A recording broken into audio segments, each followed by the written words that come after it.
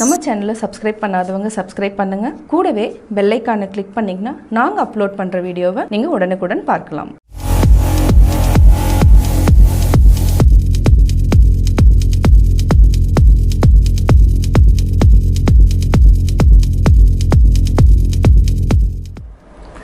Hello friends, welcome to pebbles. எனக்கு செய்ய போகிறது ராகி லட்டு. இது ரொம்ப சிம்பிளாக செய்யலாம். அதாவது கால்சியம் சத்து நிறையா இருக்குது ராகியில். இது வந்து வளரக்கூடிய குழந்தைகளுக்கு நம்ம கொடுத்தோன்னா ரொம்ப நல்லது. அதாவது போன் நல்லா ஸ்ட்ரென்தன் ஆகிறதுக்காக இந்த மாதிரி நம்ம செஞ்சு கொடுக்கலாம் குழந்தைகளுக்கு. அதாவது ராகி நம்ம ஒரு கப் எடுத்துக்கலாம். இதுக்கு அரை கப் அளவுக்கு வெல்லம் எடுத்துக்கலாம். இது கூட தேங்காய், ஏலக்காய் சேர்த்து செய்ய போகிறோம். வாங்க எப்படி செய்யறதுன்னு பார்க்கலாம். தேவையான இன்க்ரீடியன்ட்ஸ் என்னங்கிறது பார்த்துடலாம். நம்ம ஒரு கப் அளவுக்கு ராகி மாவு எடுத்துருக்குறோம். இதுக்கு அரை கப் அளவுக்கு வெல்லம், அரை கப் அளவுக்கு துருவின தேங்காய், ஏலக்காய். இப்போ ஃபஸ்ட்டு நம்ம ராகி லைட்டாக வறுத்துட்டு அதுக்கப்புறம் தண்ணி ஆட் பண்ணிவிட்டு நம்ம ஸ்டீமிங் பண்ணலாம். எங்கிட்ட அவன் இருக்கிறதுனால ஒரு 3 மினிட்ஸ் வச்சு நான் வேக வச்சு எடுத்து வச்சிடுறேன். இப்போ எப்படி செய்கிறதுன்னு பார்க்கலாம். நம்ம ராகி லட்டு நான் லைட்டாக வறுக்கணும். அதுக்கு 1 டேபிள் ஸ்பூன் அளவுக்கு நெய் விட்டுக்கலாம். டைரெக்டாக நம்ம தண்ணியிலையும் அதாவது லைட்டாக பிசைஞ்சுக்கலாம். நெய்யில் வறுத்துட்டு அதுக்கப்புறம் நம்ம வேக வச்சோன்னா ரொம்ப ஈஸியாக இருக்கும். அதாவது ஸ்மெல் பச்சை வாசம் அடிக்காமல் இருக்கிறதுக்காக இந்த மாதிரி நான் செய்கிறேன். ரொம்ப நேரம் வறுக்க வேண்டியதில்லை. ஒரு நிமிஷம் வரைக்கும் நம்ம சிம்மில் வச்சுட்டு நல்லா வறுத்துக்கலாம். நல்லா வாசம் வர வரைக்கும் வறுத்துக்கலாம். 1 நிமிஷம் ஆயிடுச்சு. இப்போ நம்ம கேஸ் ஆஃப் பண்ணிக்கலாம். நம்ம இப்போது ஒரு பவுலில் கொட்டிக்கலாம். நம்ம ஒரு 1 டம்ளர் அளவுக்கு தண்ணி, இவ்வளோ தேவை இருக்காது. நம்ம ஒரு அரை டம்ளர் இல்லைனா 1 டம்ளர் அளவுக்கு தான் நம்ம ஆல்ரெடி வறுத்த மாவில் ஆட் பண்ணி செய்ய போகிறோம். கொஞ்சமாக, அதாவது ஸ்வீட் தெரியணுங்கிறதுனால நம்ம ஒரு சிட்டிகை அளவுக்கு உப்பு ஆட் பண்ணிக்கலாம். இது ரொம்ப கொதிக்கணுங்கிறது இல்லை.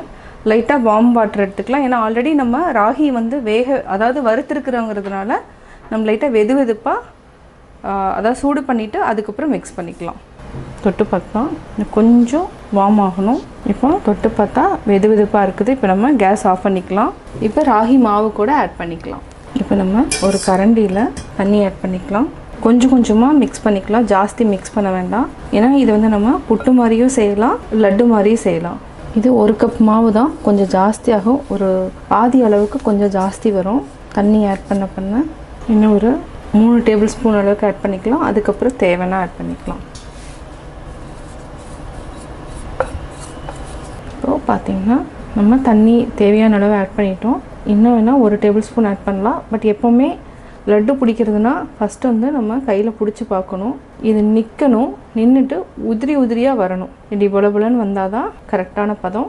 இன்னுமே ஒரே 1 டேபிள் ஸ்பூன் அளவுக்கு தண்ணி விட்டுக்கலாம். ஜாஸ்தி விட வேண்டாம்.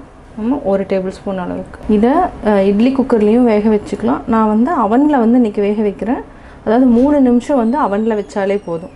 இப்போ நம்ம இதையே ஆவியில் வேக வச்சு எடுத்துக்கலாம், இல்லைன்னா அவன். நம்ம இதையே 3 நிமிஷம் வேக வச்சு எடுத்துக்கலாம். இப்போ நான் அவனில் வைக்கிறேன். 30 செகண்ட்ஸ், 1 நிமிஷம், 1, 2, 2, 3.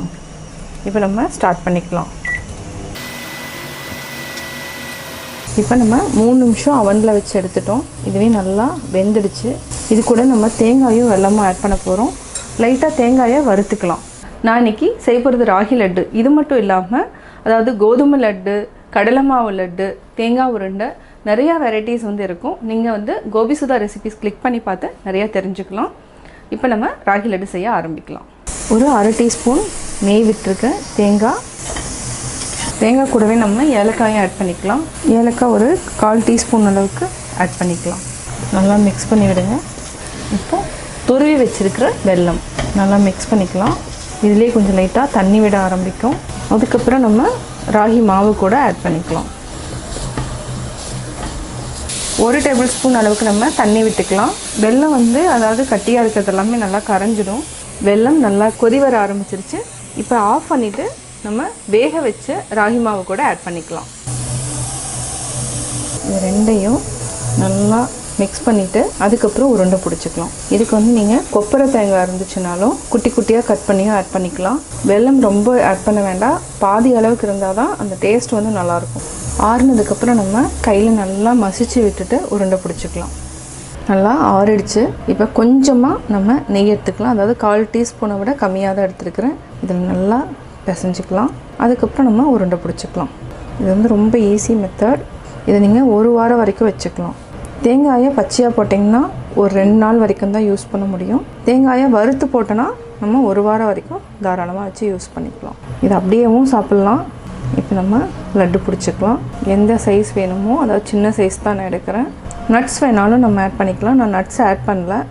நம்ம ராகி லட்டு பிடிச்சிட்டோம். இதே மாதிரி எல்லாத்தையுமே பிடிச்சிக்கலாம். ஒட்டுதுன்னா நீங்கள் எண்ணெய் தடவிக்கோங்க.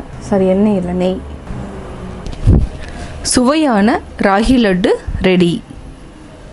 நான் ராகி லட்டு எப்படி செஞ்சேங்கிறத பார்த்தீங்க. கட்டாயம் உங்களுக்கு இந்த வீடியோ பிடிச்சிருக்கும். இந்த வீடியோ பிடிச்சதுன்னா லைக் பண்ணுங்கள், ஷேர் பண்ணுங்கள், கமெண்ட் பண்ணுங்கள். மறக்காமல் பெபிள்ஸ் தமிழ் சேனலை சப்ஸ்கிரைப் பண்ணுங்கள்.